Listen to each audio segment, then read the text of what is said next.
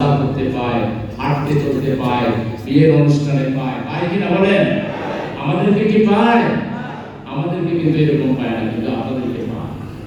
এই আপনাদেরকে দেখেই জামাত ইসলামের সম্পর্কে মানুষ আপনারা যেরকম মানুষ জামাত ইসলামকে সেরকম অন্ধের হাতি দেখেন নেয়,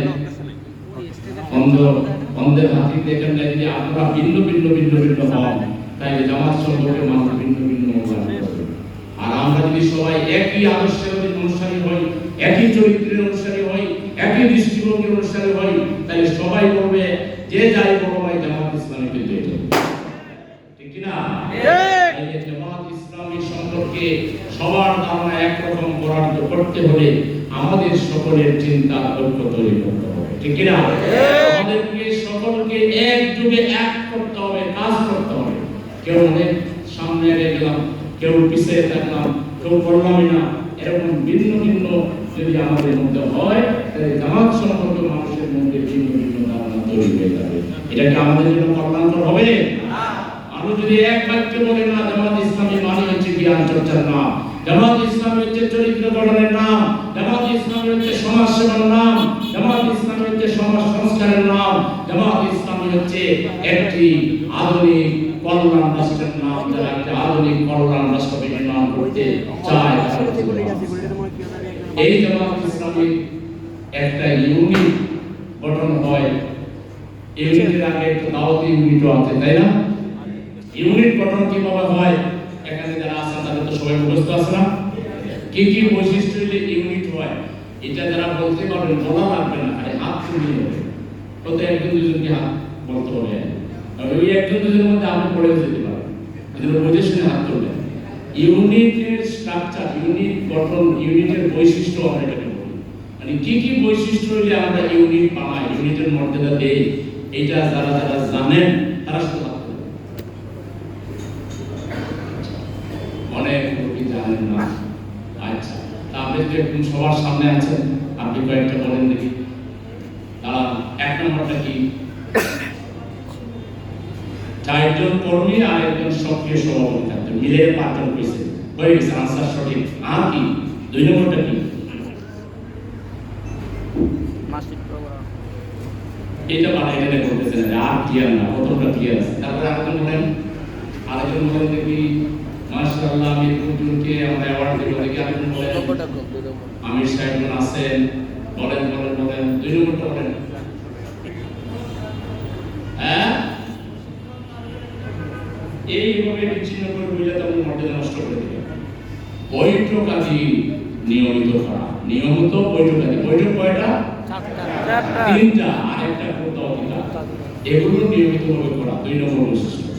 2 নম্বর বৈশিষ্ট্য হলো 3টা বৈঠক আর একটা করতে অধিকার বা আদার কোনো বৈঠক তাহলে সেটা নিয়মিত করা। 3 নম্বরটা কি বলেন? দাওয়াতি গ্রুপ বের করা। মাশাআল্লাহ। 4 নম্বরটা কি বলেন? আপনি বলেন, ভালো করে বলেন, আমি দাঁড়াই শুধুই আংশিক করেছেন, আংশিক মানলে পার পাওয়া যাবে না। বায়তুল মাল এবং রিপোর্ট জমা দেওয়া, বায়তুল মাল এবং রিপোর্ট জমা দেওয়া। আর 5 নম্বরটা কি? 5 নম্বরটা কি? সামাজিক কাজ। আর দাওয়াতি কাজ তো হয়ে গেছে, সামাজিক কাজ করা। তাই এখন 5টা কি এক যুগে সবাই করতে পারবেন? বলে যান দেখি, সবাই করতে পারবেন? আমি সবাইকে একটু মুখস্থ করে দিই, সবাইকে বলতে। আমি একবার আবার বলতেছি, এই বলার পরে সবাই নিজে নিজে বলবেন এবং নিজের কান শুনবে যে আপনি বলছেন। পারবেন তো? তাই সবাই সবাই একটু অ্যাটেনশন প্লিজ। এক নাম্বারটা হলো 4 জন কর্মী এবং 1 জন সক্রিয় সভাপতি। 2 নম্বরটা হলো বৈঠক আদি নিয়মিত পালন করা। 3 নম্বরটা হলো দাওয়াতি গ্রুপ বের করা। 4 নম্বরটা হলো ইয়ানত এবং রিপোর্ট নিয়মিতভাবে তৈরি করে জমা দেওয়া। 5 নম্বরটা হলো সামাজিক কাজ করা। এখন কাউকে শোনা লাগবে না, আপনি আপনারা শোনান, সবাইকে শোনাইতে হবে। বলেন দেখি। 4 জন কর্মী, 1 জন সাহায্য কর্মী, 1 জন সক্রিয় সবাই কিন্তু ভালো করে পারছেন, ভালো করে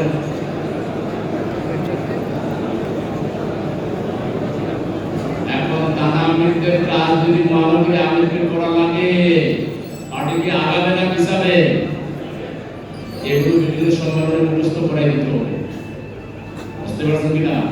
মুখস্থ করতে হবে। এখন মুখস্থ হয়েছে আর বলবেন যে হাত তুলেন, বলবেন না যে হাত তুলেন, বলবেন না, এগুলো বলবে এই যে একজন হাত তুলে নেয়, আপনি বলবেন বলেন দেখি যে আমি মনে মনের মধ্যে আসে বলেন আপনি দাঁড়ান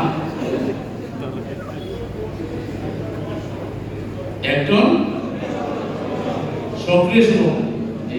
2 নম্বর মিটিং গুলো নিয়মিত করা। 3 নম্বর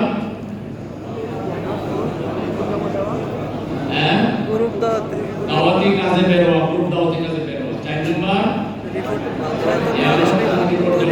5 নম্বর আর বলা যাবে, আর বললে কিন্তু ব্যবস্থা নিতে হবে। ব্যবস্থা নেওয়া দরকার, কে মনে করেন হাত তুলে দেখি, বললে ব্যবস্থা নেওয়া দরকার, হাত তুলে দেখি দেখি দেখি বললে ব্যবস্থা নেওয়া দরকার। ঠিক আছে, তাহলে আপনারাই তো বললেন বললে ব্যবস্থা নিতে হবে, ব্যবস্থা নিলে কিন্তু তখন মাইন্ড করতে পারবেন না। ঠিক আছে, এখন এগুলো নিয়মিত করেন কে কে বুঝেন, প্রশ্নটা বুঝেন। এখনই এই 4-5টা করতেছেন, কোনো একটাও বাদ যায় না, এরকম মাননীয় সভাপতি সেক্রেটারি হাত তোলেন। 1 তার হাত গেছে আর 2 তার রেগুলার হচ্ছে না। এখন যেভাবে চলছে এই ভাঙ্গাচোরা ভাবেই চলতে থাকবে। দেশ যেদিকে যায় যা, জামাত ইসলামী ভাঙ্গাচোরা অবস্থার মধ্যে থাকবে, তারা হাত তোলেন। এই ভাঙ্গাচোরা অবস্থা আর চলবে না, মাধুরী হালত আর চলবে না। স্মার্টলি, স্ট্রংলি সংগঠনের যে নির্দেশ, সংগঠন পদ্ধতির যে নিয়ম আছে, সেই নিয়ম মেনটেন করে এখন থেকে ইউনিট চালাবেন যারা, তারা হাত তোলেন ইনশাআল্লাহ। মনে থাকবে?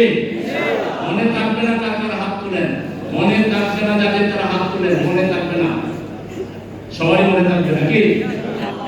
ঝামেলা করছেন, মনোরঞ্জন মহারাজের আগে এসে একটা বক্তৃতা দিবে, আর যদি একটি ফোনের আঘাত দেওয়া হয় তাহলে ফোনের জেতার জবাব দেওয়া হবে।